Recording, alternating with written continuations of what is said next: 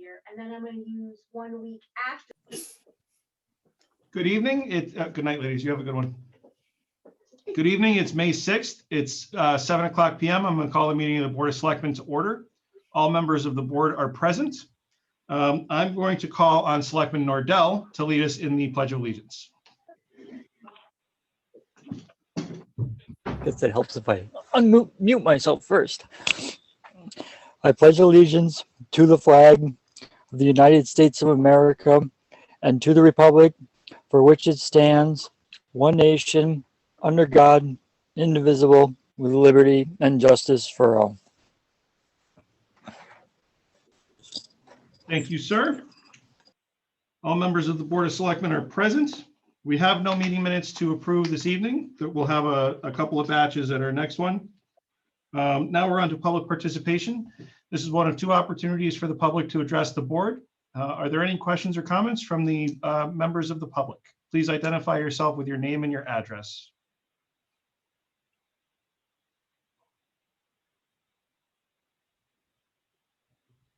Seeing none, we'll have another opportunity later in the meeting. I have a couple of added agenda items I'd like to insert.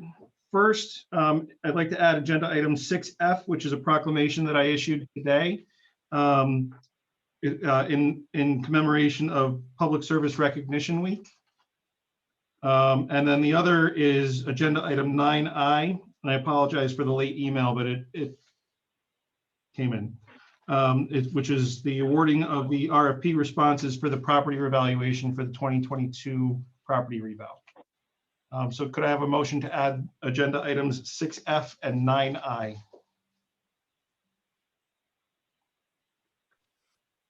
I'll make both of those motions as presented. Motion's been made by Marie. Is there a second? Second. Made and seconded. Any discussion? Seeing none, Selectman Baker, Aye. Selectman D'Souza, Aye. Selectman Nordell, Aye. Selectman Muska. Aye. Thank you, folks. First and foremost, under communication, we have been invited by the Veterans Commission to participate in an in-person Memorial Day parade and speaking program, which will be on May 31st. I wanted to share that with you. I've already indicated to Mr. Barton that I will be participating. I'm sure the same holds true for you guys, but I wanted you to see that we have been officially invited. The event is officially going on, and I think actually it will probably be the first large-scale return to in-person event, I'll say post-pandemic, but I'm not sure that's quite accurate. So, is there interest amongst the board in participating in the parade? Yes. Yes. Yep. Yeah, but I'm probably in Vermont. It depends on what time the parade is. I'm heading up to my camp early in the weekend and intend on being there most of the weekend. But so it'll depend on what time the parade is. Okay. I'll let them know that certainly a majority of the board, if not the whole board.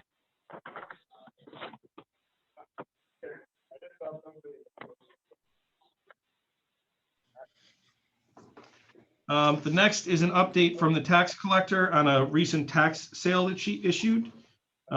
She collected $15,459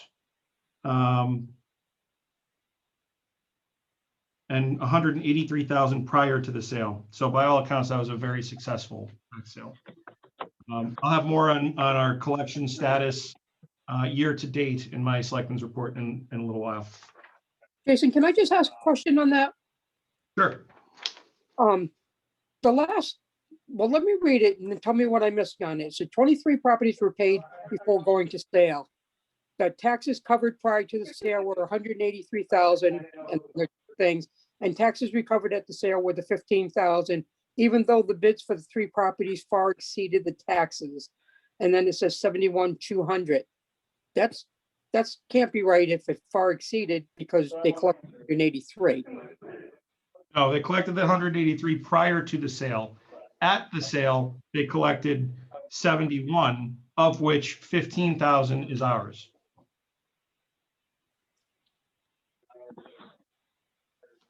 Okay,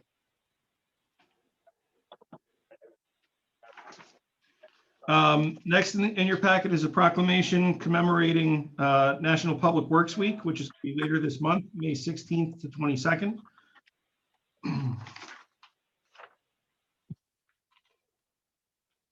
This agenda item 6D is a holdover from the last meeting. I had committed to getting you guys a copy of the budget message that I had submitted to the town clerk. This is a requirement that's in the charter and has been for quite some time. It actually is prescriptive with what needs to be submitted. But I got to be honest, in my recollection, I don't remember this being done under the current language of the charter, which goes back to 2009. So at any rate, I did comply with the requirement. It's included in the packet for your recommendation. You would note as you look through it that the numbers have changed. The reason for that is that the numbers are date specific to when this was drafted on March 23rd, which is prior to the final action, any final action by the Board of Finance. So the numbers that the voters will be voting on are those that are listed in the Board of Finance mailer that was sent to every household in town this weekend. This is a dated document, both in terms of when it was drafted and when the information was accurate. So that's just an FYI to keep the board up to date with what I've written. We got a certificate of thanks from the Census Bureau, or I suppose it's from the Department of Commerce ultimately, but recognizing East Windsor's response rate. We surpassed the Connecticut response rate, which is good. We saw a 72% response rate for surveys that were submitted, in contrast to 70.8% across the state.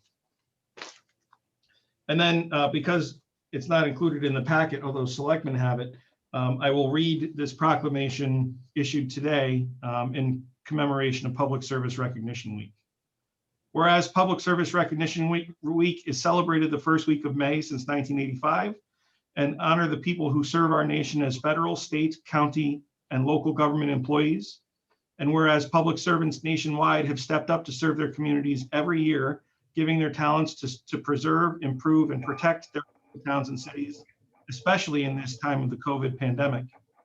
Whereas every day, residents of East Windsor and people throughout the community directly benefit from the dedication and commitment of the town of East Windsor employees, those public servants, and unsung heroes that keep the town and East Windsor running. And whereas many public servants, including municipal employees, military personnel, police officers, transportation workers, healthcare professionals, teachers, nurses, clerks, laborers, and countless other occupations provide the diverse services demanded by the town of East Windsor and businesses with efficiency and integrity. And whereas the consistency and institutional knowledge of the town of East Windsor employees offers continuity of service across years and election cycles and ensures the smooth functioning of the town over time. And whereas we all owe a substantial debt of gratitude to the town of East Windsor employees, now therefore I hereby proclaim and commemorate the first week of May as Public Service Recognition Week in the town of East Windsor. So I just wanted to particularly note that, given what municipal employees in our community and other communities have gone through over the last year. In all cases, people have had to find new and different ways of providing services that our constituents rely on, and that should be recognized and thanked. We have no board and commission resignations or appointments. So next is a South Road ownership update, and I have two updates on this. The first is that as part of any transference that would happen in the future, one of the things that would need to be done is the sewer line servicing the 17 homes in that development needs to be brought up to code to meet the WPCA standards. That work is slated to begin the first week of June, and that's been a long-standing problem. Funding has been included in the CNR budget for quite some time, and we're now actually going to cross that off the list and get that done. So that's a step closer to being able to resolve that long-standing issue. The second update pertains to the low-income restriction on the property. You all will remember that we submitted a request to the Government Administration and Elections Committee in the legislature asking for them to lift that in the annual conveyance bill. That concept was raised last week. So there were actually 2 East Windsor related issues that are going to be up for public hearing in the conveyance bill. One is the easing of the low income restrictions on South Road.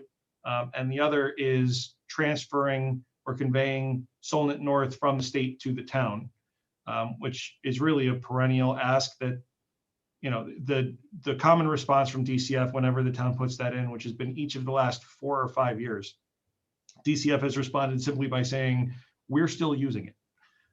So I don't expect a lot of forward momentum on the Solent North thing, but we continue to lay a marker down so that in the event the state does decide to dispossess itself of the property, we are clearly on record as saying we'd be interested in it.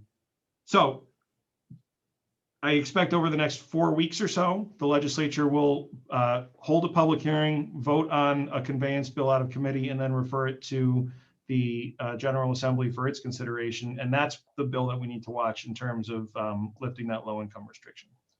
The only other issues still to be worked out are in the planning function. So we still need to work out how we're going to handle the zoning components, non-conforming lots, outbuildings that might be crossing lot lines. That type of work still remains, but we are making progress on the resolution of the South Road question. Now we'll move on to, unless there are any questions or comments on South Road. Anybody have anything? Jason, if you hear anything on the date for that public hearing, could you let us know so that we could partake? I will. Thank you. Now, so the next agenda item, 9A, I'm going to ask the chief and his team to take the lead on. But this came about after we had a series in close sequence of young ladies with, I think they were all ladies, with a connection to East Windsor pass away from heroin overdoses. It is not an uncommon problem. It's not an uncommon problem here or anywhere. It is an epidemic level concern. But because there were 3 closely related fatalities in a short amount of time, I reached out to Chief DeMarco and asked if he and his team kind of give an update as to the nature of the problem, what they are doing to work on it, what the community can do to work on it, and where we go next. So Chief, thank you for making your team available tonight. I'll turn the floor over to you, and you've got as much time as you'd like. Glad to be here. Can everyone hear me? Yep. Yes. So make no mistake, we're here tonight because there is a national epidemic concerning substance use disorders, including that of opioids, which includes illegal drugs like heroin, prescription drugs, and now fentanyl, which is a powerful synthetic opioid, it's very similar to morphine, but it's like 100 times more potent. And all across our nation, from small towns to big cities, people are experiencing overdoses and they're dying in alarming numbers. And we can discuss that later on. But the complexity and the enormity of the problem makes it not just a police problem, but rather it's a community problem. So any success in fighting an epidemic is going to come from a partnership of human and social services, our school systems, the medical community, treatment programs, friends and family of substance users, other creative resources, and of course, enforcement as well. And as police administrators across the country, they're now recognizing the urgent need to connect individuals with whom we, the police, come into contact with in our community to evidence-based treatment to better address the large social, family, and economic burden of substance use disorders, which is undoubtedly chronic and it's relapsing.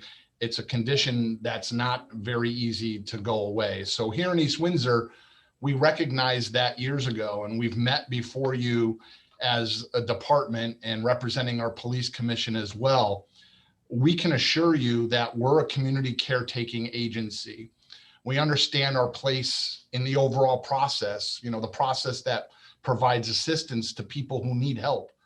You can see that from our drop off box that we have in our lobby, where we collect an enormous amount of older expired narcotics that could potentially become a problem for teenagers or youth, all the way to our current task force officer that we have in the DEA, who is very active in enforcement. And we know the importance of the local police officer and the local police department. In fact, we adopted a no arrest posture years ago when responding to overdoses because of some local incidents, and then research.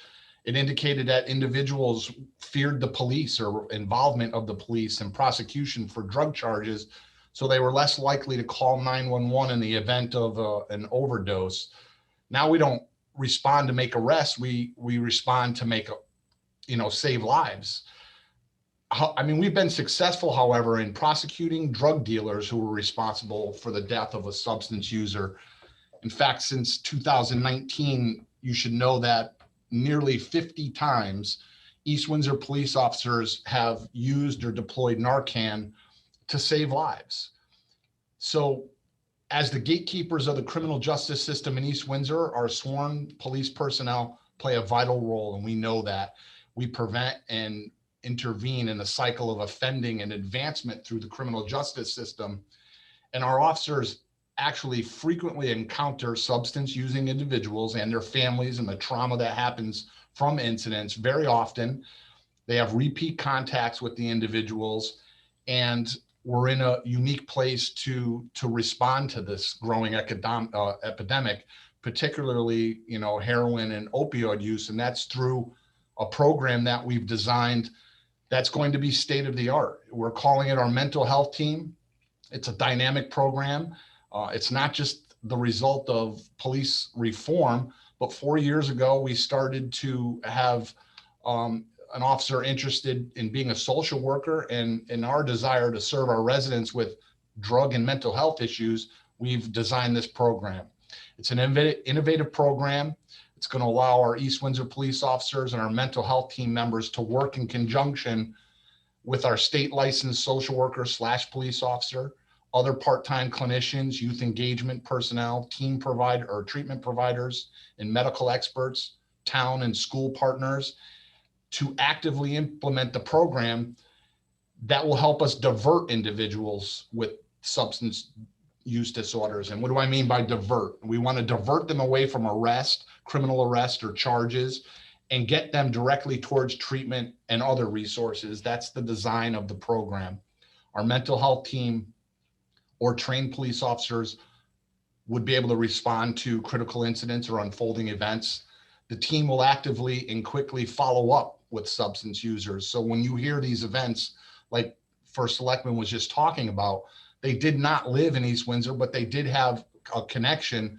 However, for our residents, it needs to have quick follow-up with substance users and their friends and family to get them to the treatment or the resources that they need. So we're going to make referrals to the very best local and regional partners that we're developing now for that medical treatment and counseling. We want to prevent arrests, encourage treatment. We want to train all of our staff in critical incident response, de-escalation, and other methods of intervention or diversion. Our team's going to provide wraparound services to our residents with other town, state, or private entities. They're going to treat people with respect and genuinely try to help them. And they're going to see you and hear you and listen to your problems and try to get help. So substance use disorders are a complex problem for any police department and any community to deal with. Police departments alone will not make a meaningful improvement by themselves. It has to be a team or a town-wide approach. In East Windsor, we know that we're the major point of access to the criminal justice system, and that we can be vital in connecting individuals with support or services. So as the epidemic continues and it contributes to dramatically increase overdoses and opioid-related deaths, as a community caretaking police agency, we're going to lead the way in referring and diverting individuals to treatment and other services rather than arrest. And if the referendum goes our way next week, hopefully we can make an extraordinary advancement in our service capabilities. So I've mentioned, a few things that we do, such as our drop box to our task force officer, to the police officer on the street that makes arrests. We do a lot in responding and trying to help people.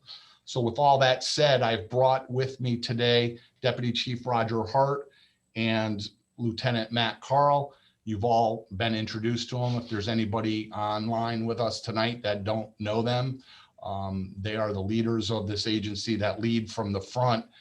And we can talk about some of our enforcement efforts and some of the statistics and responses that we're going through. Any of you gentlemen want to step in? I can step in first. This is Roger Hart. I'm the Deputy Chief of Police. And as the first selectman and the chief mentioned, this is a nationwide problem that the nation is going through right now. And recently the CDC released the number of drug overdose deaths that have occurred. And they have a comparative chart from 2015 to the most current data, because it takes a while for the data to be worked out, is September of 2020. And the reported deaths across the nation were about 48,000 deaths in 2015. And in September of 2020, that number was just over 87,000 deaths. So that is a clear indication of the epidemic that's occurring nationwide. The predicted number, and the reason why CDC uses a predicted number is because they feel there's a lot of underreported deaths.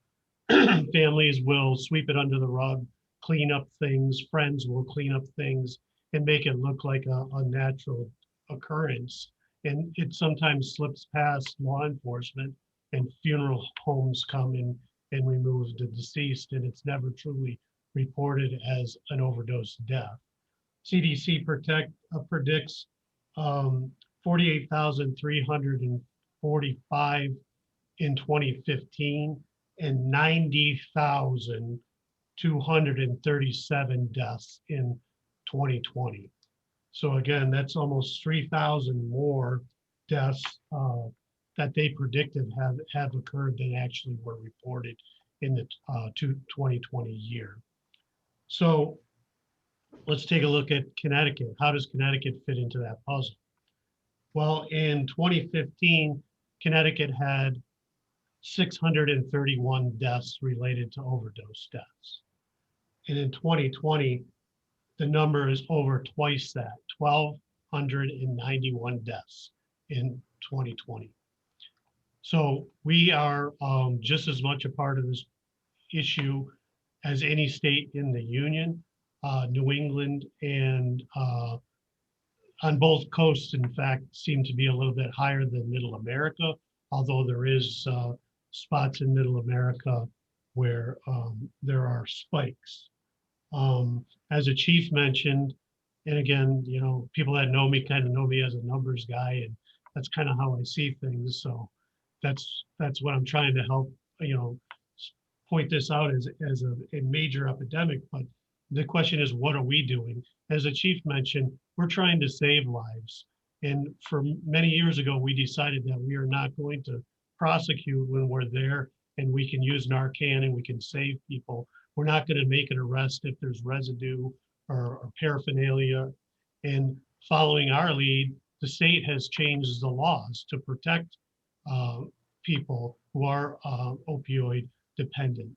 So the law caught up to us, thankfully, so that's across the state.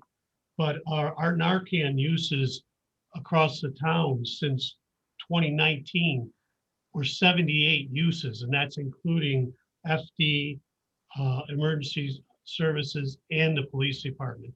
And as the chief mentioned, he's correct, nearly 50 of those were police because we are the first responders. And further, what we're doing is we're out there in the field trying to make a difference with our patrol officers, our task force officers working with the state. But in addition, we have very proactive police officers who are out there making stops. 2019, I'm looking at the actual data right now.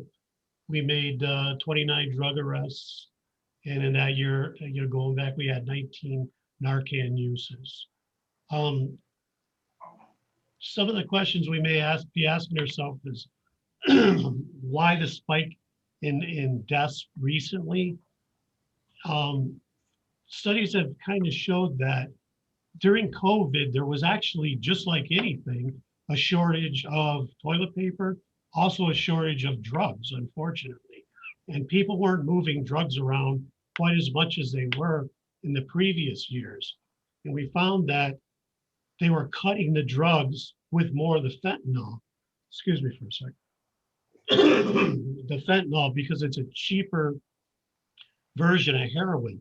So they're adding more fentanyl to people's heroin. Opioid dependent people are using what they think is just normal heroin, and then they're getting hit by the extra force of the fentanyl in their system. And unfortunately for some people, it has a fatal effect. In addition, people were cutting the drugs with things like rat poisoning, meat tenderizer, anything that they could get their hands on that looked like drugs, they were cutting the heroin with. And this was leading to medical episodes and or deaths. And that is some of the reasons why we're seeing a bit of a spike here. Through our statistics, we're actually noting that our heroin arrests are decreasing, and crack cocaine seems to be more popular lately. And that may support my hypothesis that I was just saying, that drugs, heroin, are more difficult to come by now. So people are kind of switching things up and moving to a different drug. So those are some of the efforts that we're making. We have some really proactive police officers out there who are making motor vehicle stops, doing drug interdiction, and actually making good arrests. This year, I believe we have 12, even going through the COVID, we've already had 12 narcotics arrests made by very proactive police officers. And Matt, maybe I'll kick it to you. Matt, you're muted. Unmute myself. You'd think I'd have this down by now, but for the enforcement side, I think the deputy chief did a really good job, but I'd like to just say that, quite a while ago, we entered into an SRO program as a result of a tragic 15-year-old death in town. That really started our ball rolling into where we started into a local task force. And the mention was that we're with the DEA task force. Well, we're not just with the DEA task force. There's many task force and they handle different levels of drugs. Our task force officer is with what's called the Tactical Diversion Unit. It's out of New Haven, and it handles cases in Connecticut, Rhode Island, and Massachusetts. Their focus entirely is on pills, heroin, fentanyl, sort of trafficking at a larger level coming into Connecticut. And to say the least, the officer we have assigned there has been very, very proactive, and the unit has been very, very successful.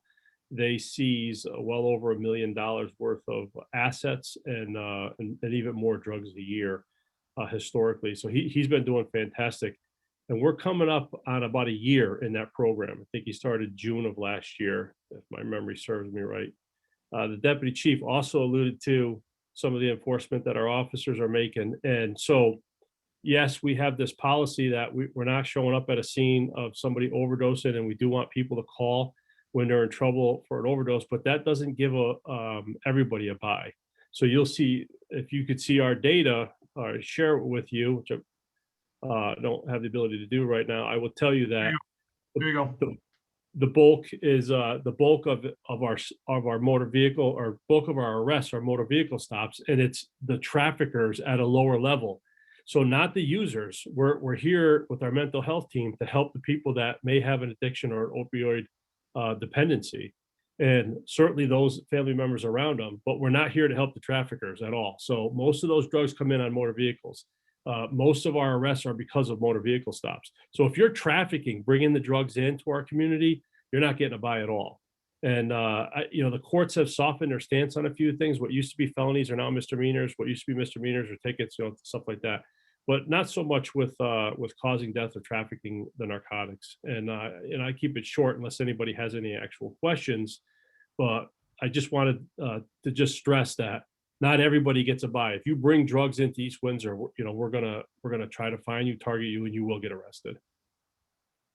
So to bring us full circle, we are a community caretaking entity, and we truly are interested in getting people the help they need. We will make arrests. We're in a society now, we're looking at potential legalization of marijuana in Connecticut, and we're going through growing pains and shifts in societal reforms. But I think by hearing all three of us talk for the last several minutes, don't fool yourself that this is a police department problem to solve. It truly is a community approach, a community problem, and we have to bring a community to bear to make a positive, meaningful impact on it.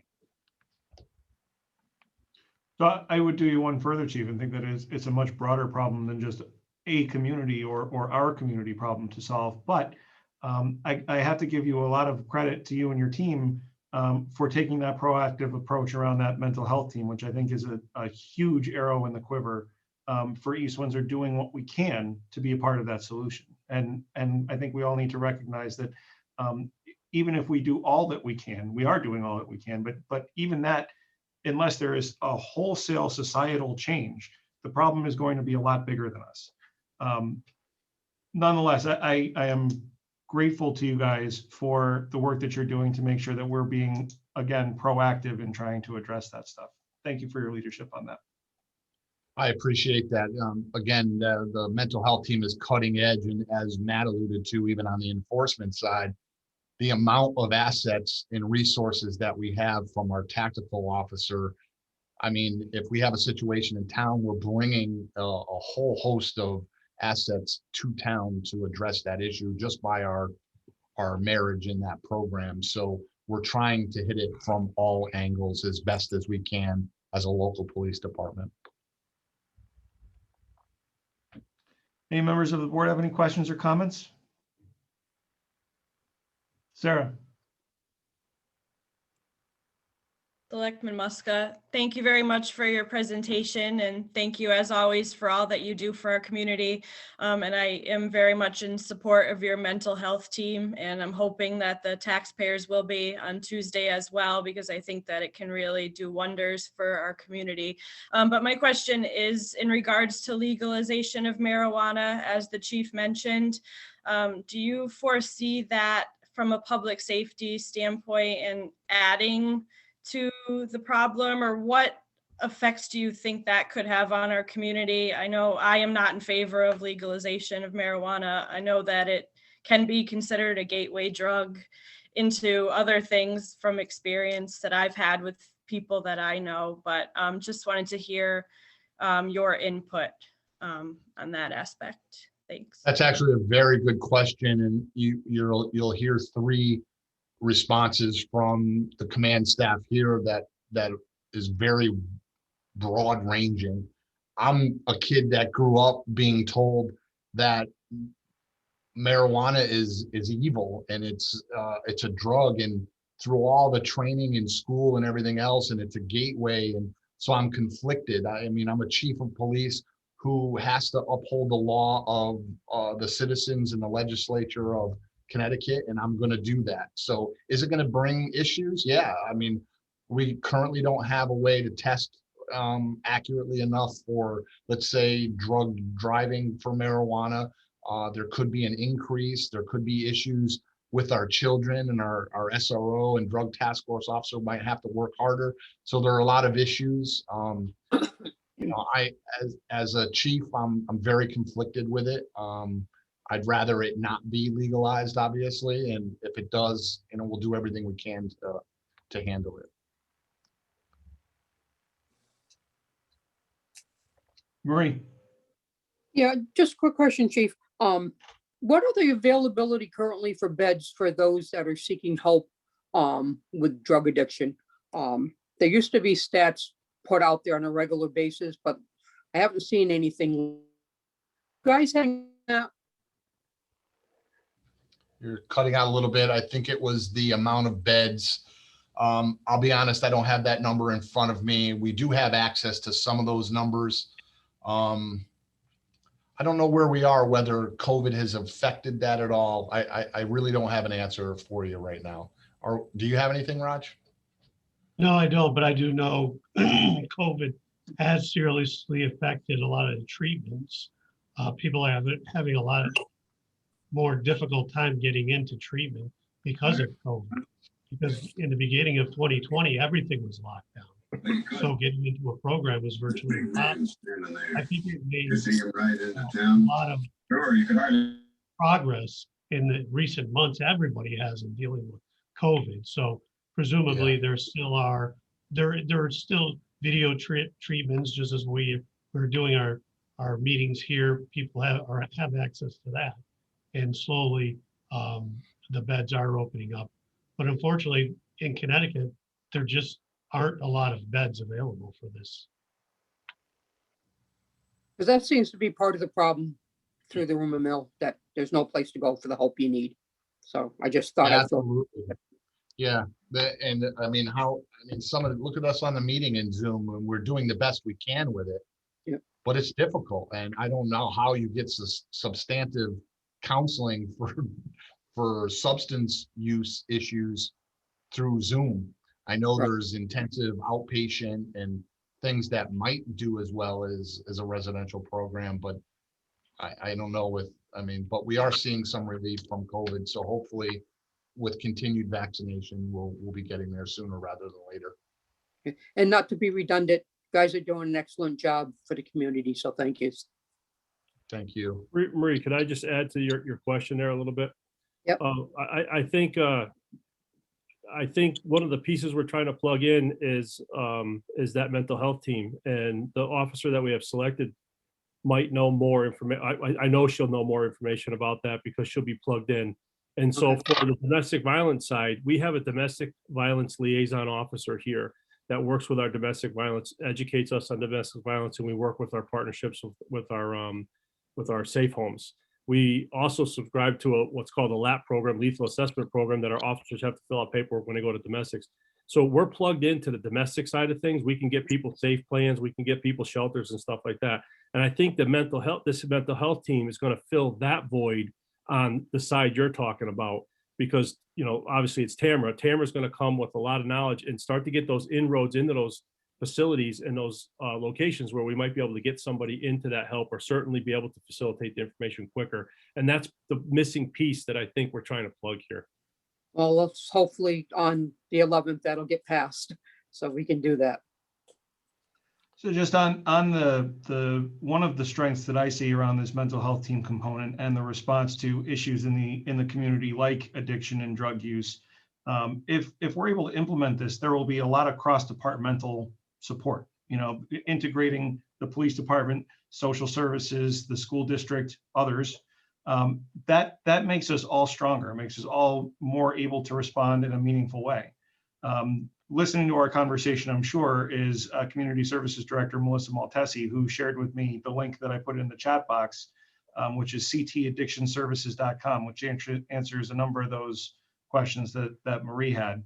But I think that goes to show, when we're all working in the same direction, when we're all working towards the same goals, which is to provide that preventative interventionist support that you guys are trying to set up and lead, that we're better for that. And I think we have the right people in the right place at the right time to really try and make something meaningful happen. It's an unrelated topic, but there's an event coming up on May 10th. We're scheduled to appear before our diversity council in town. And I think that's a very vital, constructive conversation that needs to occur. There's a lot that we do and a lot going on that I hope makes them happy. And obviously there's always room for improvement and suggestions, but we're going into that meeting with an open mind, and hopefully some of you can come and have some input there as to the knowledge, because we've appeared before this board a couple times over the last couple years and what we're doing in that capacity. And I think real quick, one of our biggest weaknesses is recruiting. We're trying to make our department reflect the makeup of our community.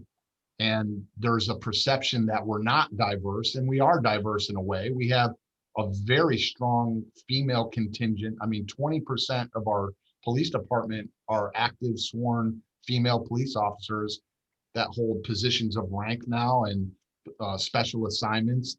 We have varying sexual orientations in our department.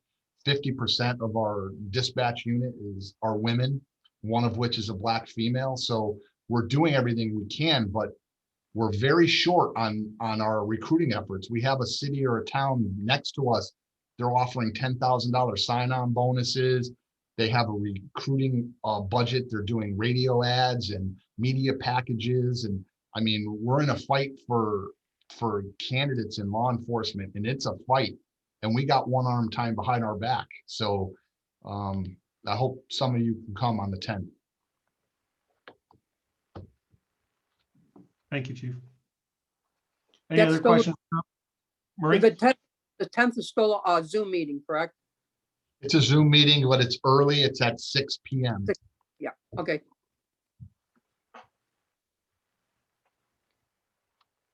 Other questions or comments for the chief and his team? Gentlemen, thank you for making yourselves available. Someday we're going to have you come in here and talk about a lighter topic, but certainly appreciate the work that you do. So thank you. We appreciate it. Thank you. Hey, guys. Thanks, guys. I'm going to ask that we hold or table agenda item 9B until just prior to the end of the meeting. Do I have a motion to postpone or to table that?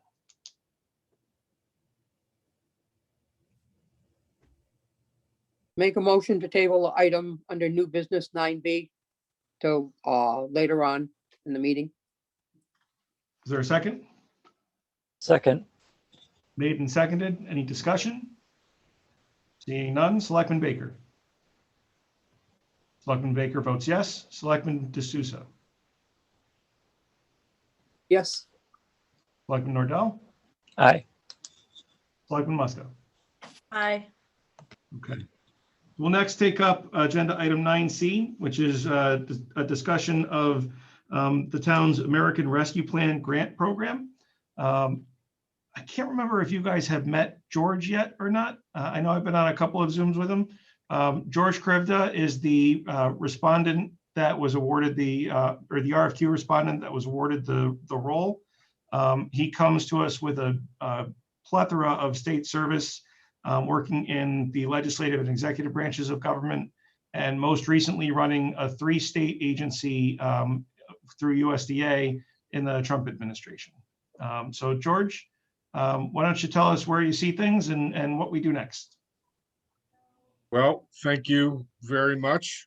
And it's a pleasure. I look forward to meeting you all individually and working with you in person on this grant program. Just to divert for a second, I want to just say that when folks turn in on the evening news every night, they get a much different picture of government. And I think everyone would feel much better about the world if they tuned into their local government and they saw how well things are run and how meaningful the discussion is and how the town is working to help its citizens. So that isn't the things you see on the evening news every night. And you folks should be commended for that. I've spent plenty of service in town government, and I know that frequently it means you're a volunteer sitting in a drafty auditorium in the middle of the winter on a cold piece of furniture, listening to the fellow citizens. And that's what's really important about government, that it listens to the citizens. This program is going to be a reflection of that. So we've been working on criterion because you'd be surprised, it's a lot more difficult passing out grants than you would think. There's issues of fairness, transparency. There will be known unknowns, things that we can't anticipate as we start out the process. We spent quite a bit of time trying to talk about how we would gauge the awards towards the actual needs in the community. And those are tough to assess until you get the requests in. So right now we're finishing up what the request will look like. And we'll be talking about how we're going to advertise it as much as possible. You want to leave some latitude in your guidelines, but not too much, but enough for you to meet what you can't necessarily anticipate going into it. So I'd be happy to answer any questions about how I look. Of course, after you collect the data, that's when the work really begins. Analyzing all the requests, balancing the awards, and being as fair as you can be to all the citizens. It's going to be a very transparent process because that's critical in making sure everyone is listened to and heard, and there will be some decisions that will have to be made on the fly, but again, guided by transparency and fairness. So with that, I'd be happy to answer any questions, although I don't really have a lot more information than that right now. But I look forward to, I've spent the better part of a day in town already, just unannounced and driving around and, chatting and looking at your town. It's a beautiful town. It reminds me of my town of East Windsor here, and East Windsor, I'm sorry, East Hampton. And, I'm a Connecticut person. I understand the Connecticut sensitivities and sensibilities. And just from zooming in tonight, getting a little glimpse of the government, I'm proud to be associated with you. So with that, I would turn it back to the first selectman and be glad to answer any questions. Any initial questions or comments for George?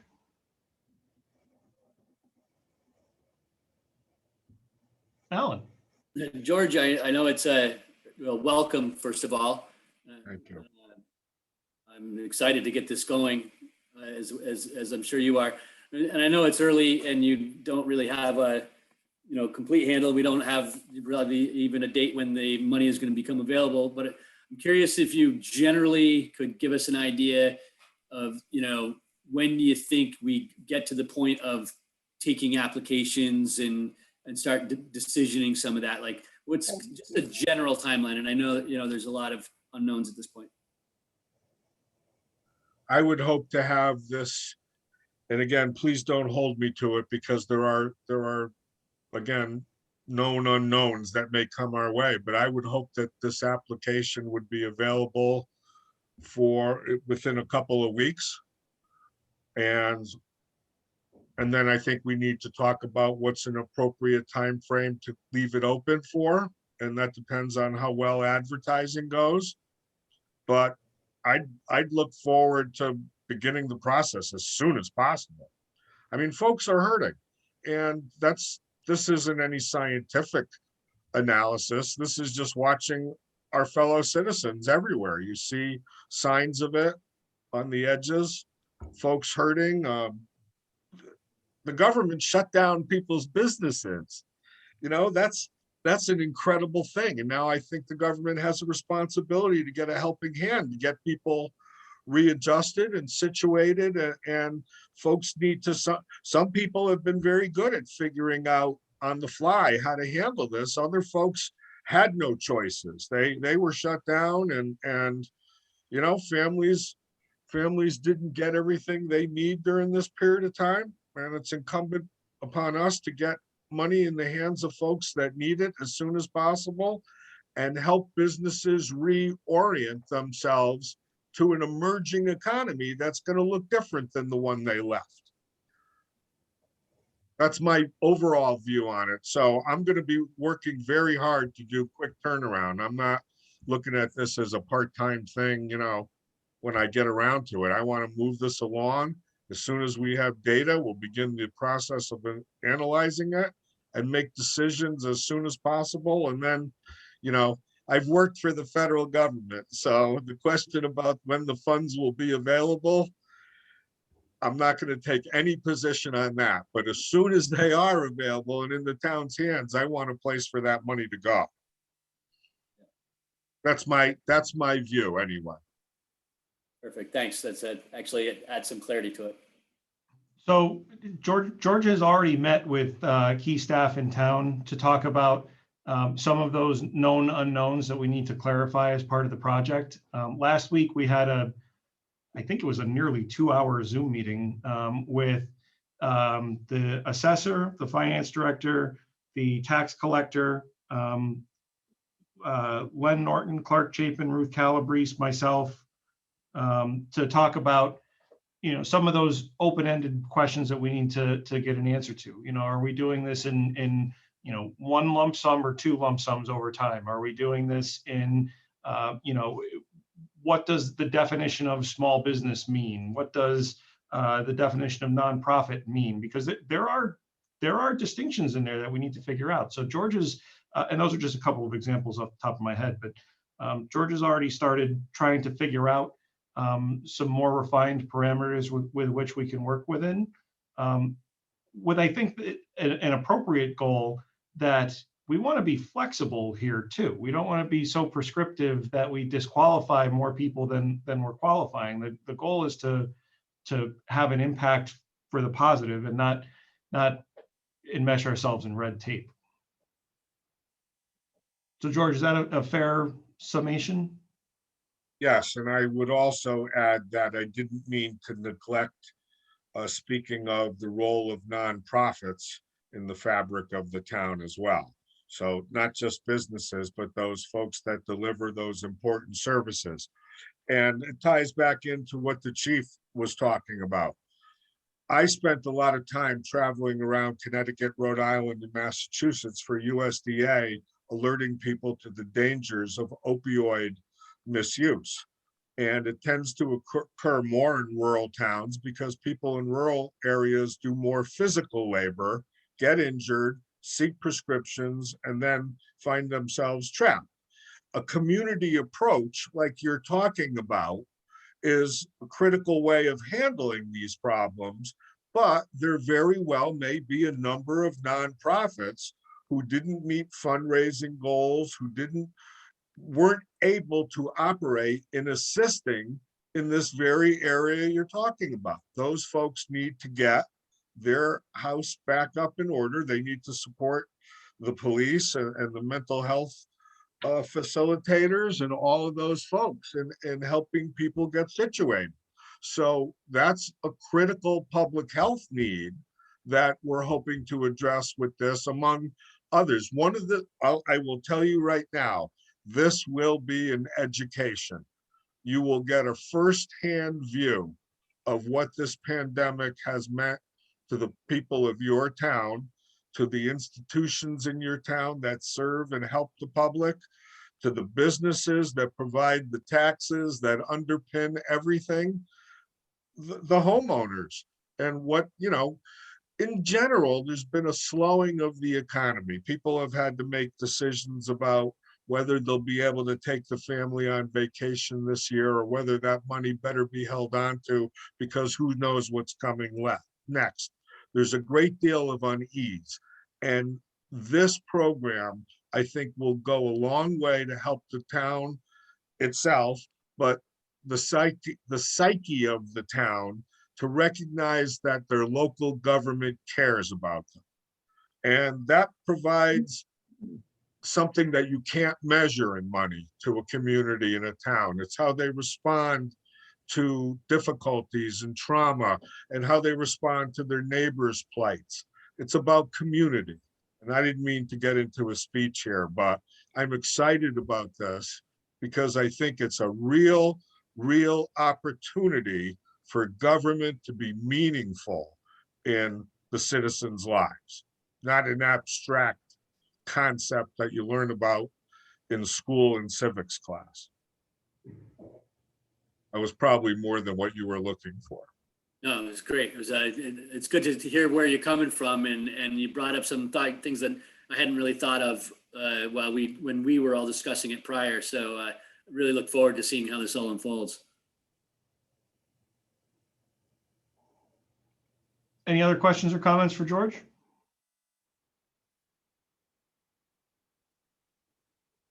So George, in terms of, well, in the interest of kind of keeping things along, moving along, do you think we could, is it realistic to ask for a draft of the criteria and application by the May 20th meeting?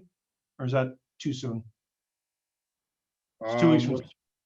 Oh, plenty of time. Yes, absolutely. No question. I hope to have it in your hands to circulate prior to the meeting, because this needs to be a very inclusive process. If somebody picks up on something before it gets out, official, that's critical. So the more eyes on it, the better. Okay.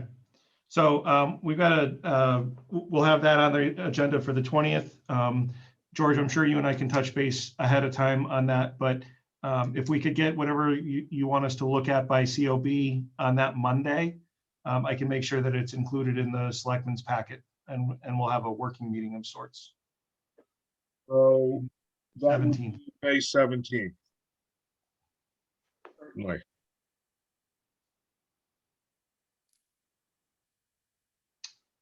Any other questions or comments for George?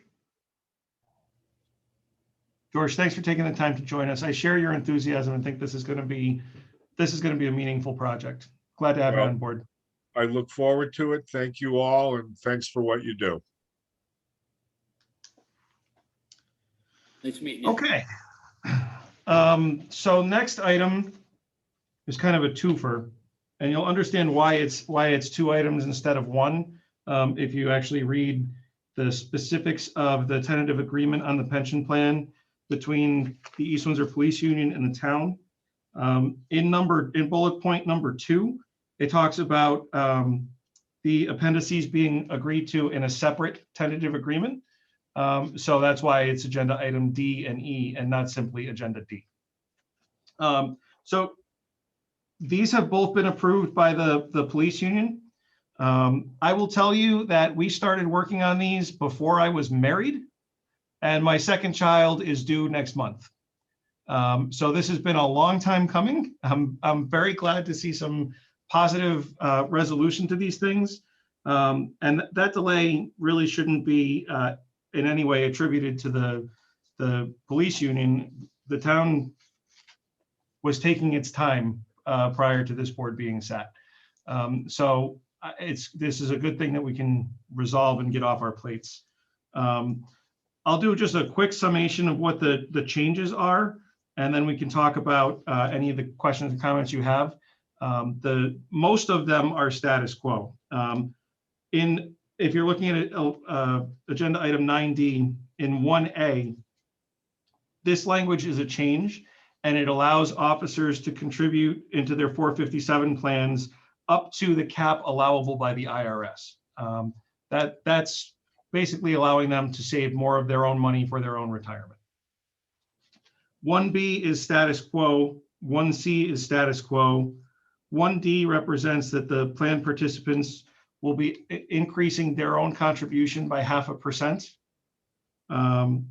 1E establishes the vesting at 10 years of employment. That's an increase. 1F addresses an issue that spoke to when the normal retirement date was, to now allow for it to be the month following, or the first of the month following the employee reaching their normal retirement age. Everything else in this document is status quo. Any comments or concerns, points of discussion on this? Again, this has been ratified by the bargaining unit, so our action tonight is either ratification or rejection. Jason, just for clarification on 1E, current employees are 5 years vested. Is that state law? I mean, it used to be state law after 5 years you're vested, and now it's being changed to 10. Is that a contractual change or is that a state change? Contractual. I don't know if the state law, I don't know the answer to that, but I know that it is part of the plan doc. Okay.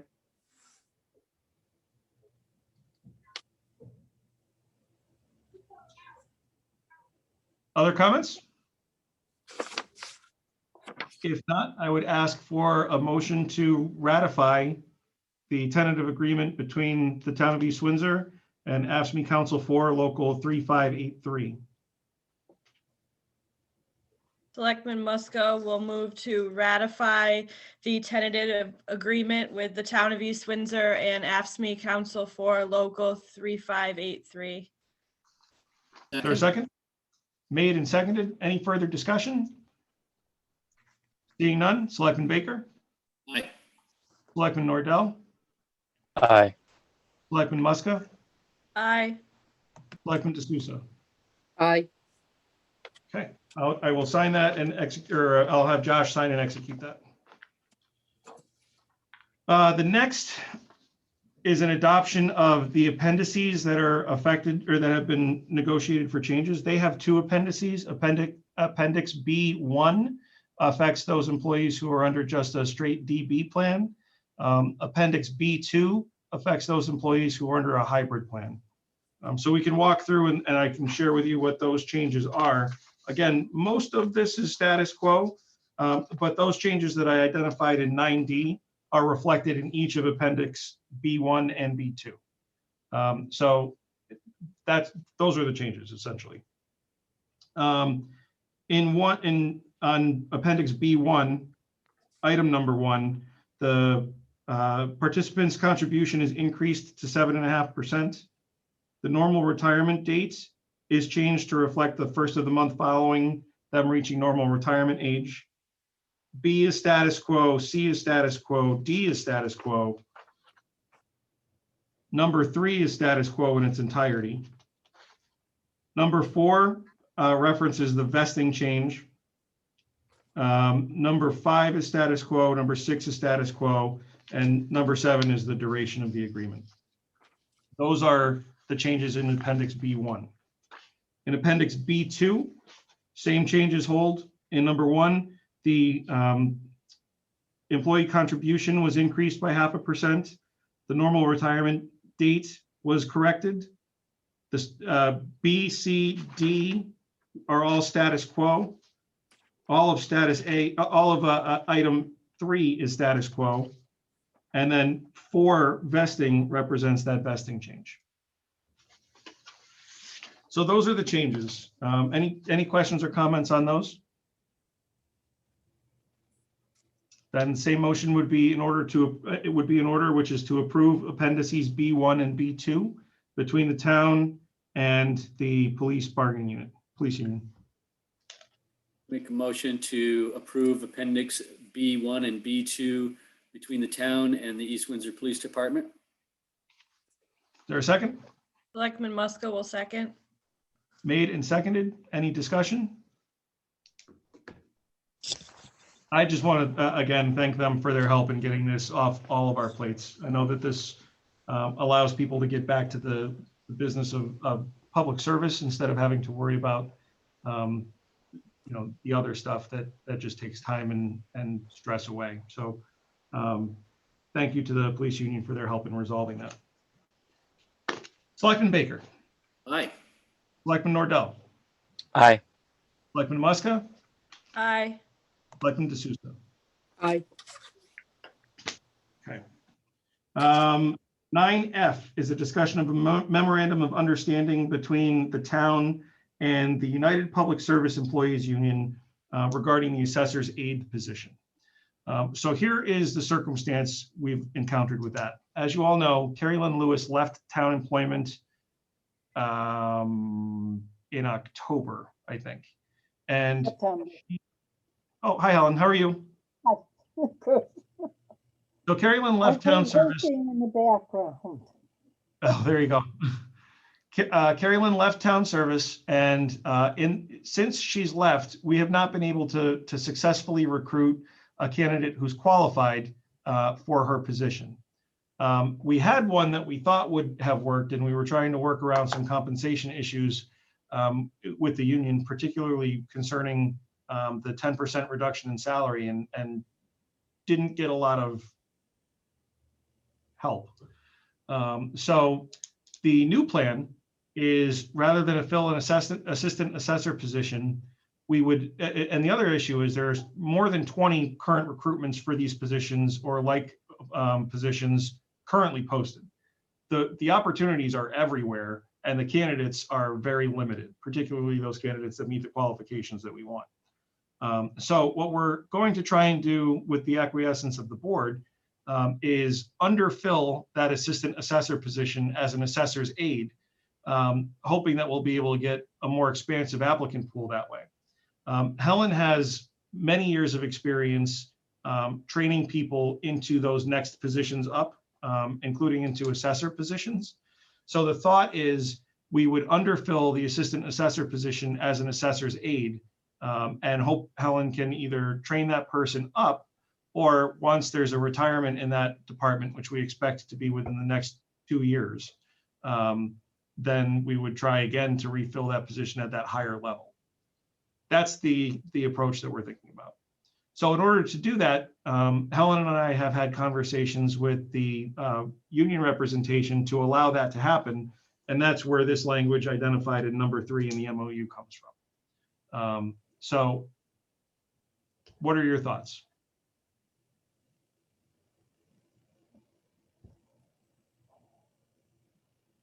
I think it's a good plan. I think, maybe we can get somebody homegrown out of it, best case scenario. Otherwise, we go back to the well, but I think it's a good way to handle it at this point.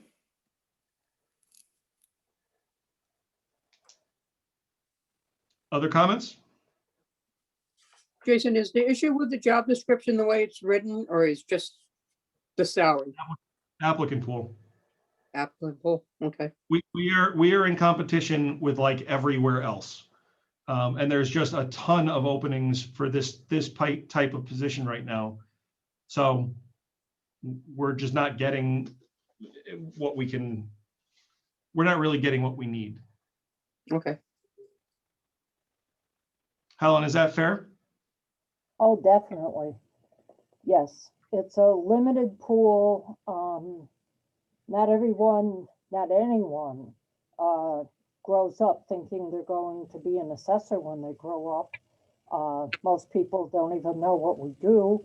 So, and there's only one way to become certified as an assessor, and that's by taking specific courses sponsored by the state of Connecticut and the Certified Connecticut Municipal Assessor Committee. So even the education that's necessary is limited. And right now, many of our certified assessors are retiring. So we do have many, many openings around the state at the moment, and not enough people that are certified, which is what we were looking for originally. I'm confident. I've been training assessors for years. I've taught the assessor courses that are necessary for becoming certified. And I think this is our best plan to get a body into the office that we can mold and hopefully have them advance in a couple of years. Okay. So in talking with the union, they've agreed to this language.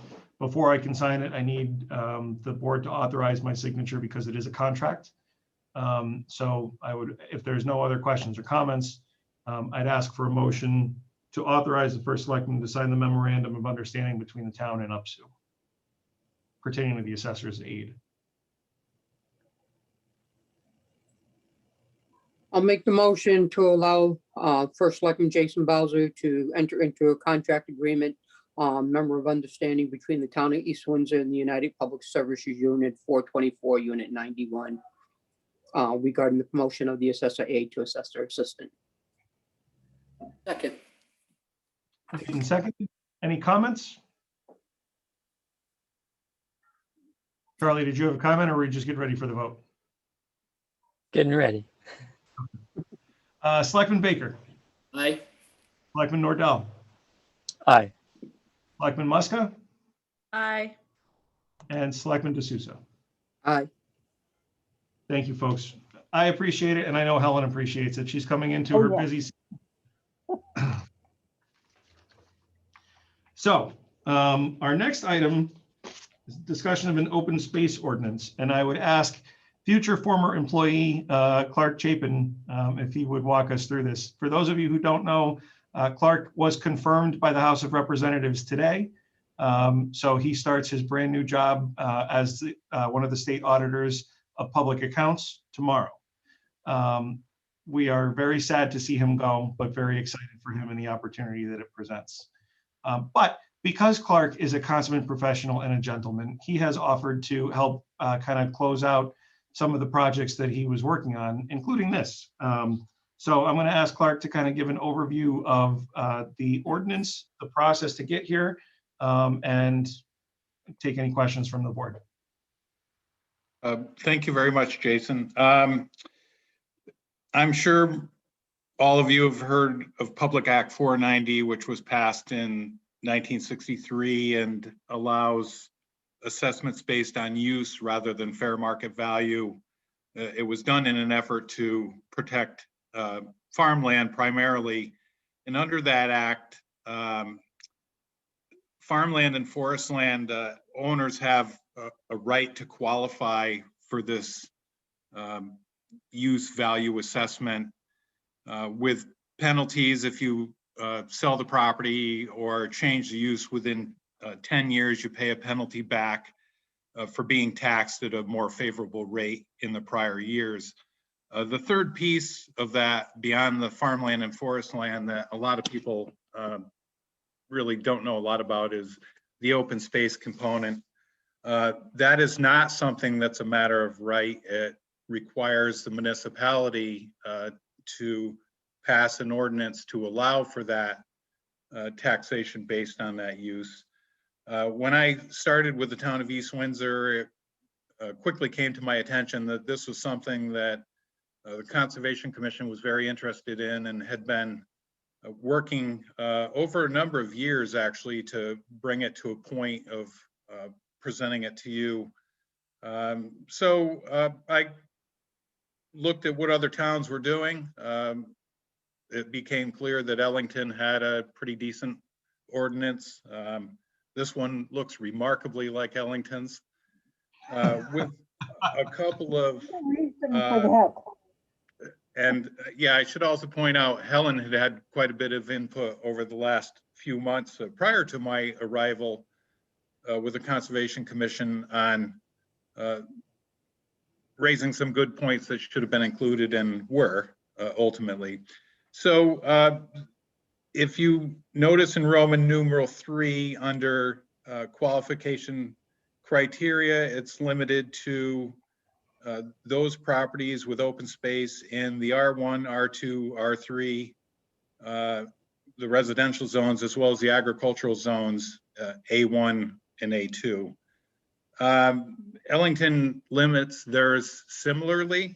And then under number 1 below Roman numeral 3, there's a minimum acreage to be considered as undeveloped land, exclusive of the lot that the house sits on. So if you were on in a 1 acre zone with a house, you'd actually need 5 acres before you would qualify.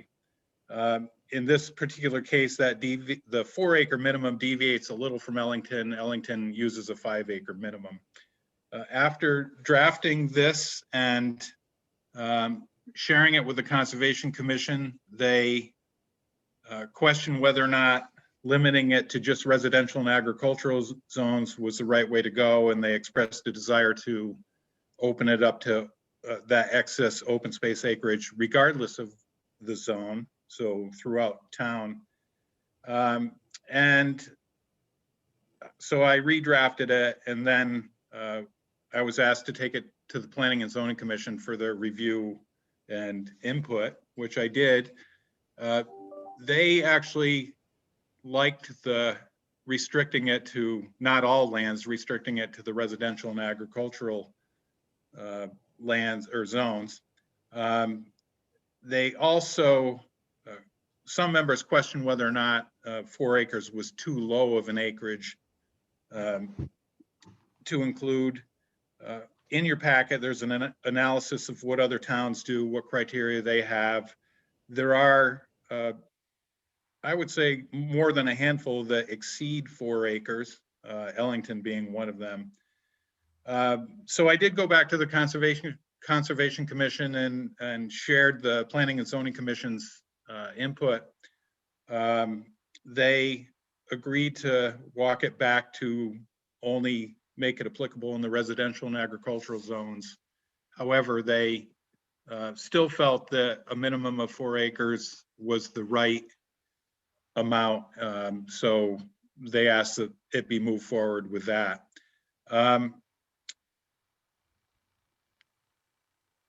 I think that those are pretty much the highlights. And one of the things, and Helen, correct me if I'm wrong, but I think the assessment would be at 25% of the value that you would normally place on excess land. On the excess land, yes.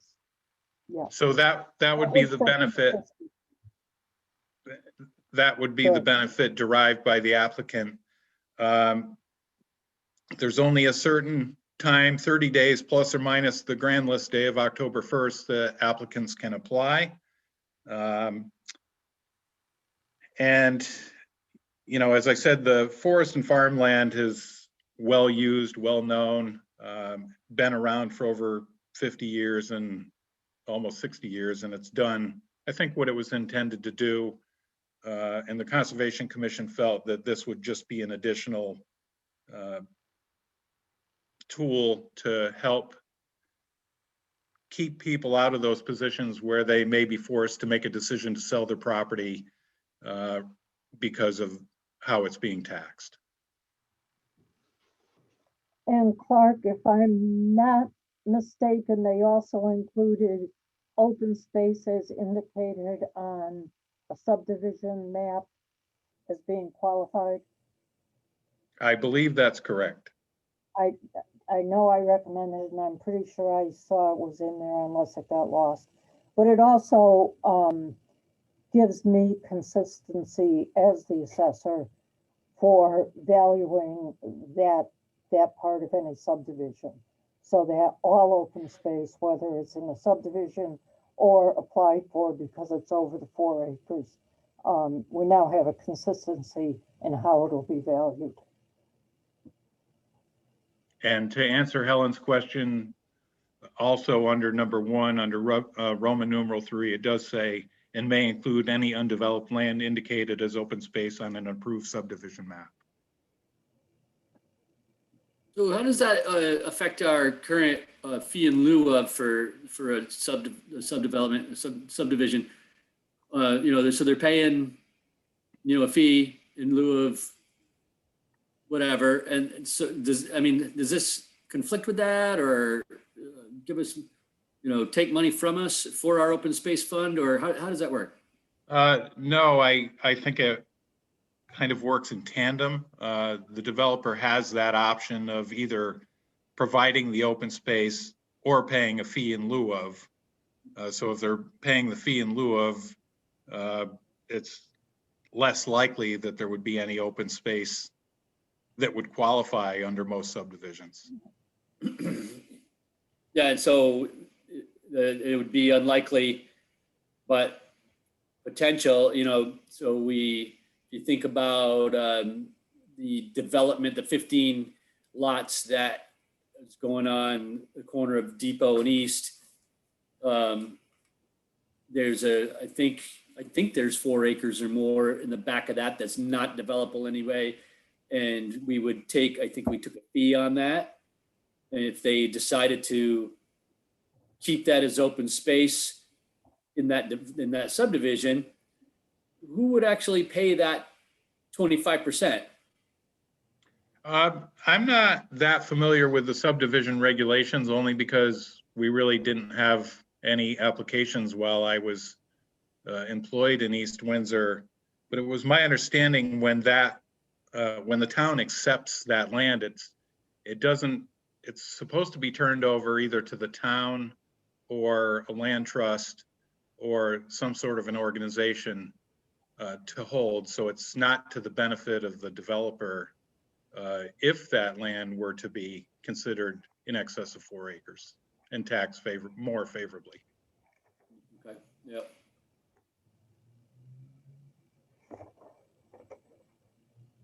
Other questions or comments?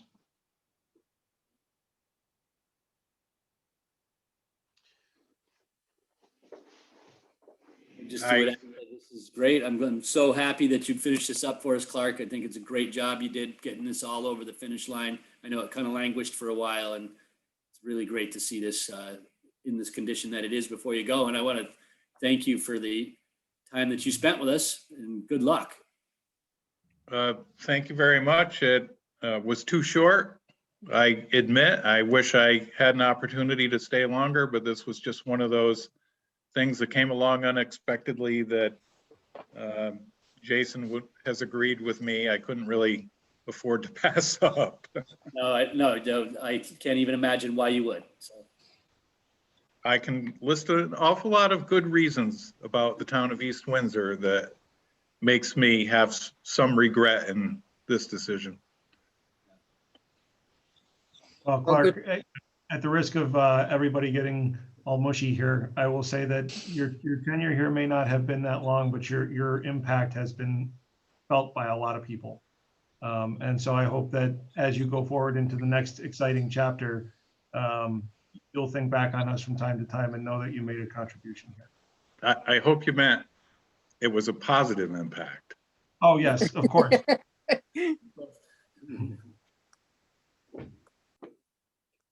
Thank you for all that you've done.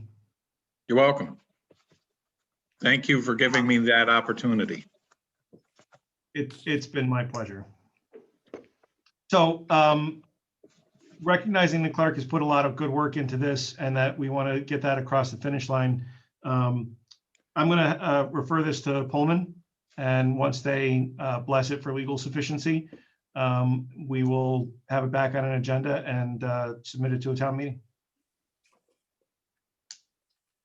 All right. Okay. Yep. This is the Clark Chapin commemorative ordinance, not memorial ordinance. You're gonna have to name a swamp after you or something. Works for me. It's the well line. He's going to get the well. We've been working on this for 3 years, and it took Clark in a short time to actually get it out there and before the board. So that was a good thing. Yeah, it really was. Maybe I shouldn't confess this, but I think I saw correspondence in electronic file where this was referenced 10 years ago, but so be it. Well, I started pushing when I got here, so that's why I made 3 years. There is a connection, and I think I put this in the memo to the Plan of Conservation and Development, that the open space that qualifies under this is recommended for such a designation in the Plan of Conservation and Development. Like a lot of statutes,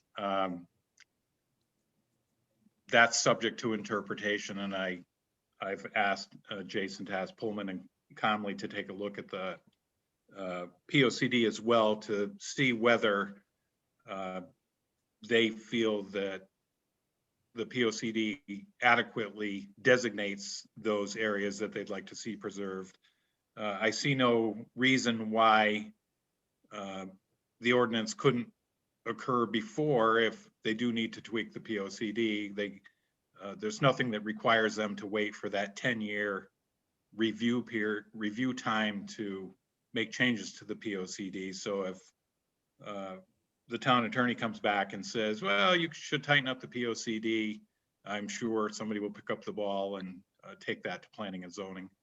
And hopefully they'll do what needs to be done to make this an effective ordinance. Well, you're still going to stay on the POCD implementation committee, right? Kidding.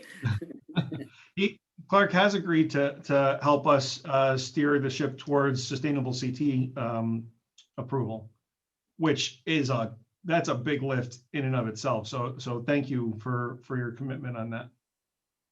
You're welcome. It is a very time-consuming process, and until the Planning and Development Department is fully staffed again, that is definitely something that would and probably should take a back seat to some of the other improvements that need to continue to be made in that department. So I'm happy to, provided town employees will answer my emails, I'm happy to try to continue to garner points for the town and strive to achieve that certification for the town of East Windsor. Thank you very much. So, my friend, good luck at work tomorrow. Thank you very much. Stop by and see me. I will. Good luck. Thank you. Congratulations, Clark. Best Thank you. wishes, and thank you for all that you did in such a short amount of time. Thank you to all of you. I greatly appreciate the opportunity. Thanks, Clark. Have a nice evening. You too. You too. You too. Our next item of business is the tax refunds. Selectman Muska will move to approve the tax refunds totaling $923.92. Selectman Nordell will second. Any discussion? Selectman Baker, Aye. Selectman Nordell, Aye. Selectman Muska, Aye. Selectman D'Souza. Aye. Okay. Agenda item 9I. It's been a while since we got to I, but here we are. So this was an added agenda item. I sent around the memo provided by the tax assessor. Helen, you want to explain to us about the bid responses and why you've selected BGSI? Sure.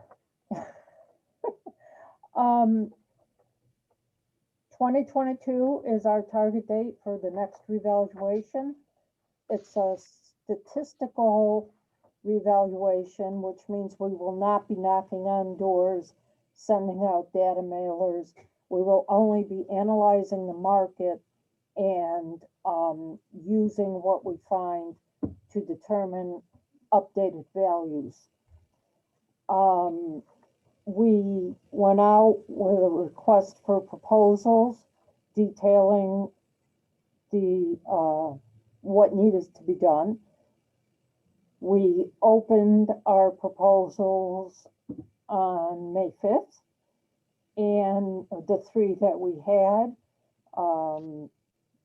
Vision Government Solutions was the low bidder at $104,800. I strongly recommend that they be accepted and a contract be signed with them to do our reval. I've worked with Vision, as I mentioned, when I asked for the bid waiver to bring them in for our CAMA software.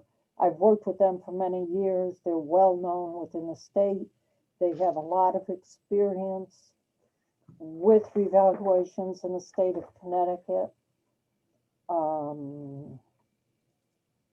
I did provide an Excel spreadsheet analyzing the three proposals that we received and comparing them. And I really feel glad that not only is the company that I'm most comfortable working with and have the most confidence in is also the low bidder. So that being said, I would recommend that we enter into a contract with Vision Government Solutions for our revaluation. And we will be starting the data analysis, field inspections of open permits and sales very, very soon after the first of the fiscal year in July.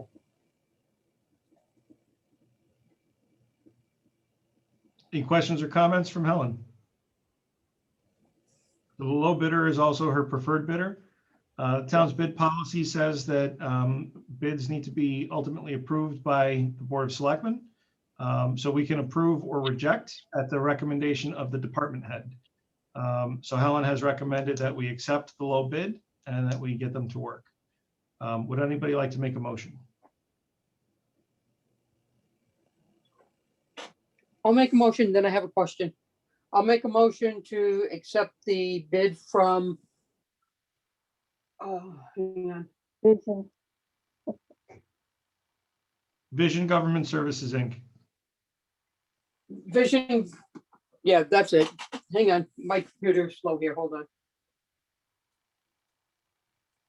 VGSI. Yeah. I'll make that motion. Is there a Second. second? Made and seconded. Marie, you had a question. Yeah, what is that option on the bottom of the spec Oh. sheet there, bid? The last That- line. It says Yes. alternate number one, not addressed 7,500 and then 4,900 for the bid that we just put. Yes. What is that for? Okay. When we started taking applications for the new exemption program for farm outbuildings, Yeah, I discovered that the applications that were being submitted had lots of discrepancies with what our records indicated.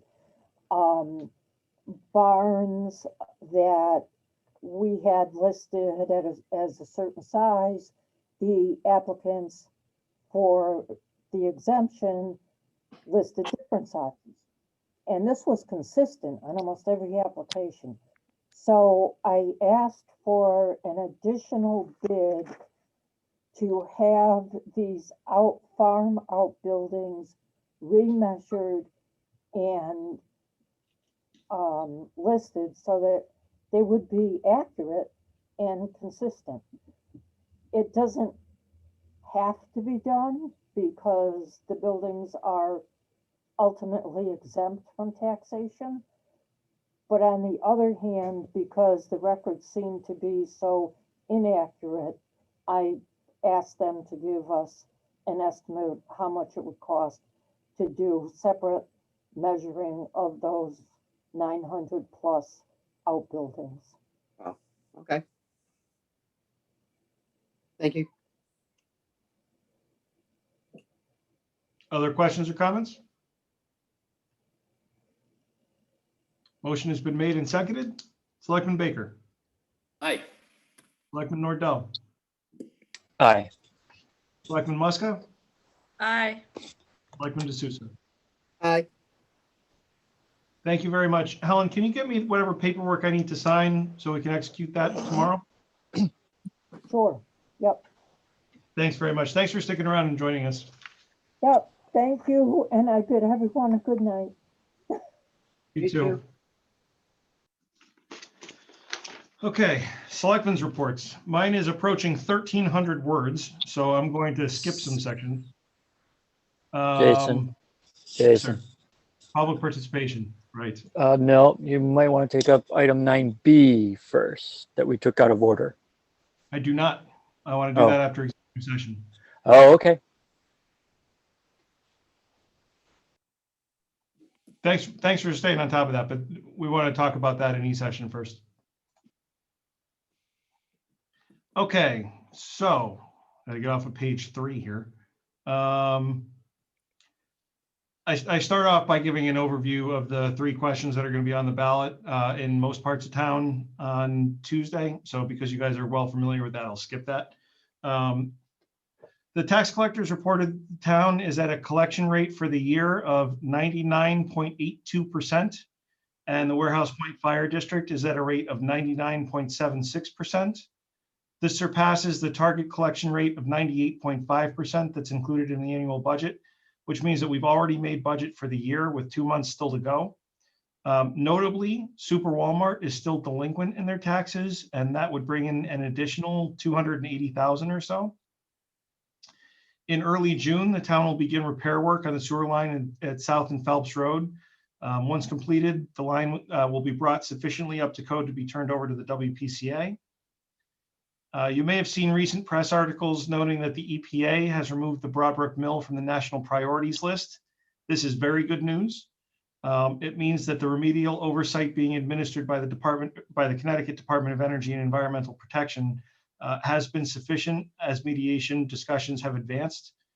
That's the good news. The bad news is that Raytheon still has an obligation to clean up the contaminated property and to do so in such a way so as to return the parcel to its highest and best use. EPA's exit from the process is a good step, but should not be viewed as an all clear. Representatives of Raytheon will be coming to a Board of Selectmen meeting in the next 4 to 6 weeks to discuss their remedial plan and the associated timeline. On April 28th, the Senior Center held its first in-person senior socials since February of 2020. The musical guests included Noah Leese, formerly from The Voice, who performed outdoors at the Senior Center for a group of about 50 seniors. The audience loved the performance, and some even brought picnic and tailgating supplies. This was a great way of re-engaging our clients ahead of the anticipated June 1st reopening of the Senior Center. We were very excited to welcome everyone back. On the 29th, the town held another fresh food box giveaway in partnership with Southern Auto. This time we added a drive-through option for anyone who wanted to get that 1-dose Johnson & Johnson vaccine. We gave out about 1,200 boxes of food in East Windsor and surrounding communities and administered 110 doses of vaccine. We were pleased to have Governor Lamont come and see the amazing efforts of our town employees and volunteers to meet the needs of our community. Later that same night, the first meeting of the POCD Implementation Working Group was held. The group reviewed each action item outlined in the POCD and evaluated its progress to date. I was pleasantly surprised to see the accomplishments so far, and I think the meeting will help guide next steps as we seek to continue the implementation work of that plan. A plan like the POCD, which is community-driven and based on community feedback, done once every 10 years, really shouldn't just sit on a shelf in between updates. So I appreciate Ruth Calabrese bringing that forward and taking the lead on that. I was honored to be invited to speak at Polish Day at the Capitol on May 3rd, where we celebrated the 30th anniversary of Connecticut's commemoration of Polish Independence Day. Poland established their first constitution in 1791, and their journey towards liberty and independence has strong parallels to our own. I was really flattered to be invited to participate and to speak. Later that day, we met with representatives from DOT to discuss emergency repairs needed on the Stiles Bridge to make it safely passable for emergency vehicles. Those vehicles have been prohibited from utilizing the bridge for nearly 10 years, hindering response times. Emergency repairs are set to begin on Monday, this coming Monday, the 10th, and they're expected to last for about 4 weeks, after which we'll be able to the bridge will be accessible again to emergency vehicles. DOT has been great to work with on this, and we certainly appreciate their support. Coming up on May 20th, we will be doing another fresh food giveaway in partnership with Southern Auto, and we will again be offering drive-through Johnson & Johnson vaccines. The next day, May 21st, we will be doing a food box giveaway and vaccine clinic on site in Mill Pond Village.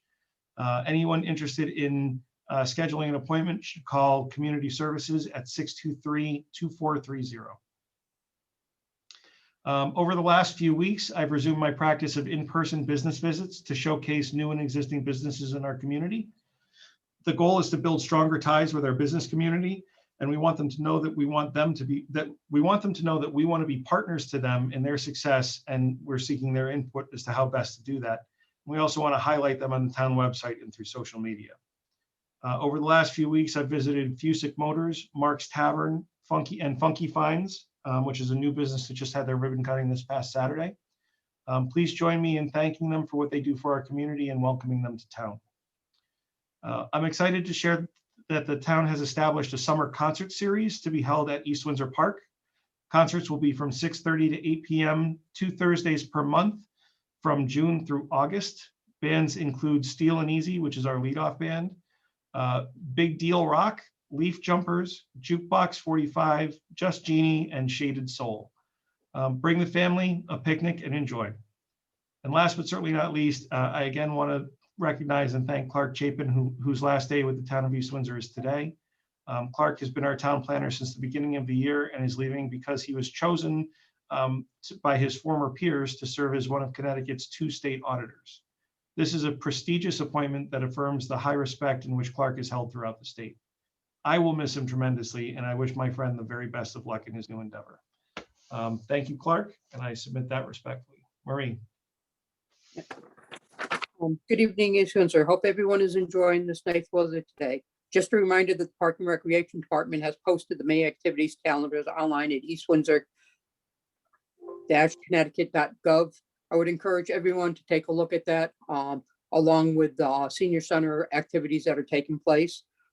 Job well done by people involved in those 2 organizations. With the warm weather here, I wanted to make the residents of East Windsor aware that the Young Men House at Solent North have started their own business called Pit Shop Auto Detailing.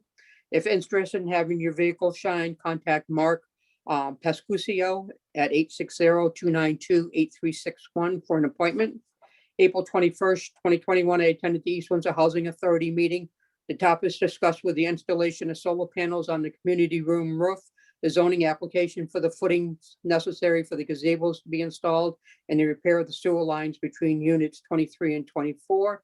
April 27th, I listened in on the Planning and Zoning Commission meeting via Zoom, which Alan Baker, I'm sure will speak to at a later date this evening.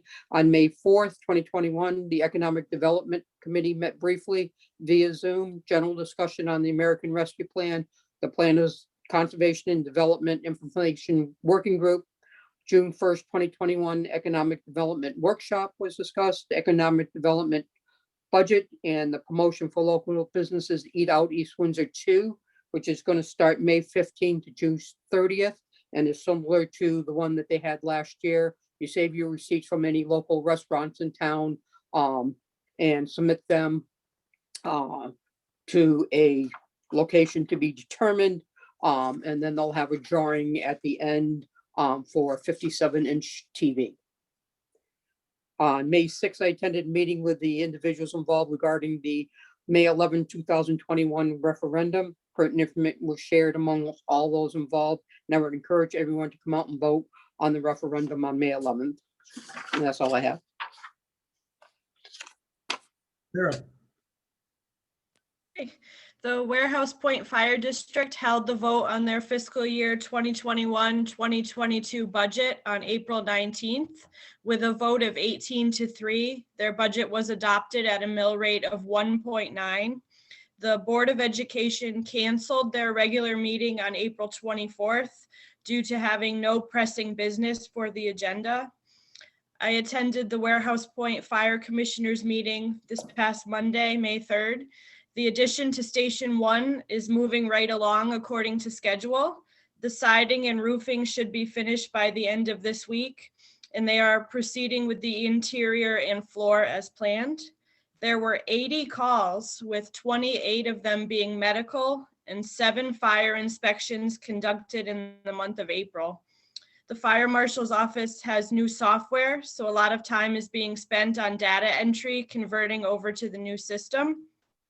The Warehouse Point Fire Department will hold a Mother's Day flower sale at Station 1 on this Friday, May 7th and Saturday, May 8th from 8 a.m. to 4 p.m. and Sunday, May 9th from 8 a.m. to noon at Station 1. The Women's Auxiliary Easter Flower Sale was a record-breaking success, having sold out on the second day. And as the Deputy First Selectman said, just a friendly reminder, there is a budget referendum on Tuesday, May 11th. Polls are open to 6 a.m. to 8 p.m. and I highly encourage that you exercise your right to vote on that day. I'd also like to join the First Selectman in thanking Clark Chapin for his service to the town of East Windsor. He accomplished many noteworthy things in our planning department in the short time he was employed by the town. Best wishes in his new endeavor as state auditor. And just like to wish all the mothers and grandmothers a happy Mother's Day this Sunday. And that's all I have. Thank you. Charlie. Okay, despite seeming to be very busy lately, I have a very short report. On April 26th, I attended the Diversity Council meeting in which the renaming of Plantation Road was voted in favor for by the Diversity Council and will now go to the Board of Selectmen for review. The council is also looking forward to a special meeting with the town police department. Like the chief mentioned earlier in our meeting, they're going to do a presentation on their use of force, intervention, and other policing issues involving diversity and how they handle issues that they face in town. That's going to be Monday, May 10th at 6 p.m. on Zoom. I'll post the Zoom link and password for that meeting on Facebook along with my report. And yeah, everybody get out there and vote this Tuesday. Everyone have a happy Mother's Day and enjoy the nice weather that we've been having. Alan.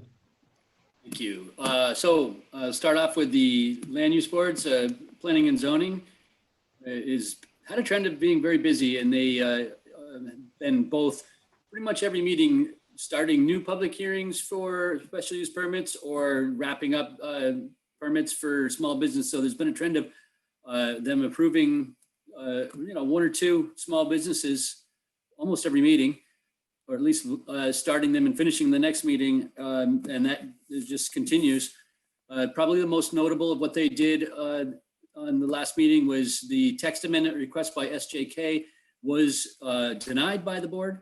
So, I'm sure that's more to come on that, but that is their second attempt at the newer development they were looking to do from Depot Street.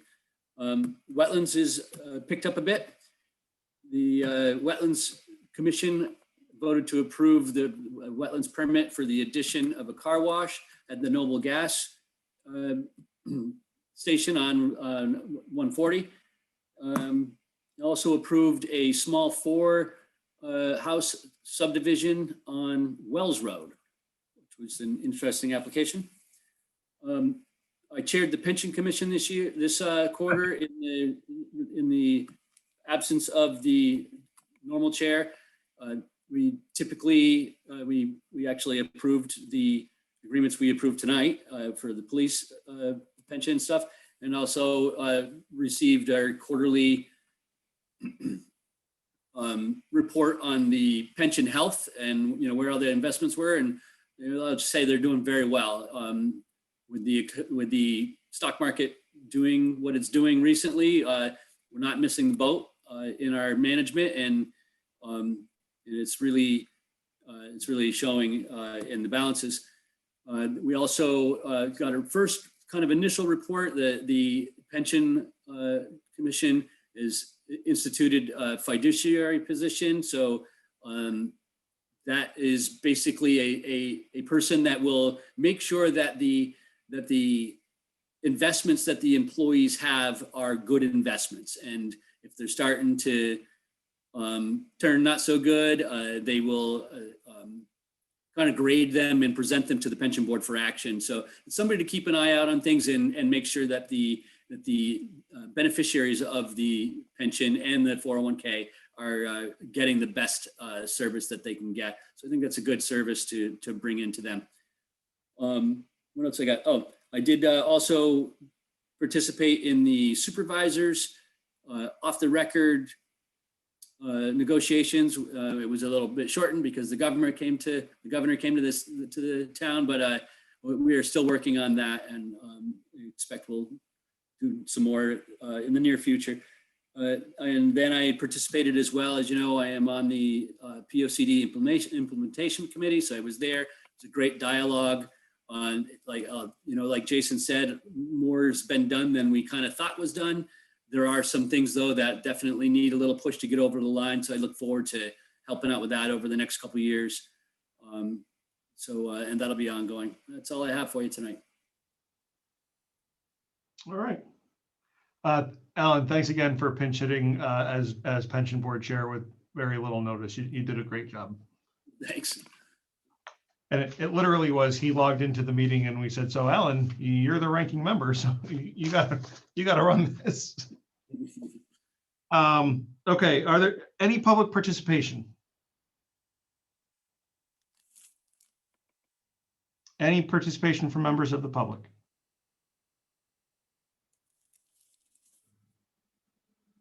Seeing none, we will have an executive session, and Peg, we will come out of it and have action. So I'll get the video posted as soon as it spools, which probably won't be till early next week, but I'll get it up as soon as I can.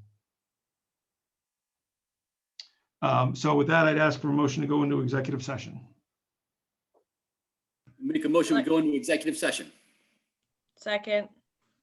Made and seconded. Selectman Baker. Aye. Selectman Nordell. Aye. Selectman Muska. Aye. Selectman D'Souza. Aye.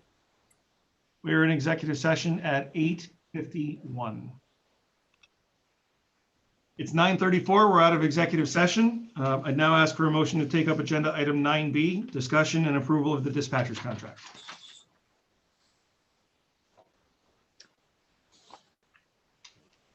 Selectman Nordell would move to take up item 9B, discussion and approval of the dispatcher's contract. Is there a second? Motion made by Charlie, seconded by Alan. All in favor? Selectman Baker. Aye. Selectman Nordell. Aye. Selectman Muska.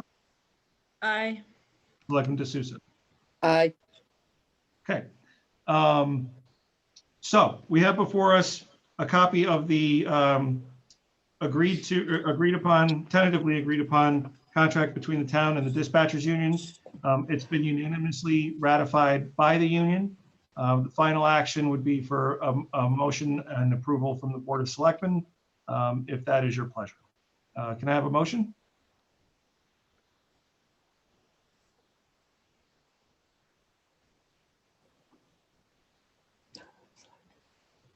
Anybody? Yeah, Selectman Nordell will move that the town of East Windsor takes into effect the East Windsor Police Dispatchers Local 1303-460 contract as presented. Is there a second? Second. Motion has been made and seconded. The second was actually by Alan, although his mic didn't pick him up, but he had it. He did have it. Any further discussion? I would like to just thank, on the record, the leadership of the dispatchers union for their help in getting this resolved quickly, amicably, and off the record, which saved the town legal fees in terms of negotiating the contract. So we came to a good resolution quickly and fairly, and I appreciate their help in doing that. Any other comments? Selectman Baker. Aye. Selectman Nordell. Aye. Selectman Muska. Aye. Selectman D'Souza. Aye. Contract is ratified. I will execute it and record it as soon as we can. Is there any other business to come before the board? Selectman Nordell would move to adjourn our meeting at 9:37. Second. Is there a second? Made by Charlie, seconded by Alan. It's non-debatable. Selectman Baker. Aye. Selectman Nordell. Aye. Selectman Muska. Aye. And Selectman D'Souza. Aye. We are adjourned at 9:37. Thank you, everybody.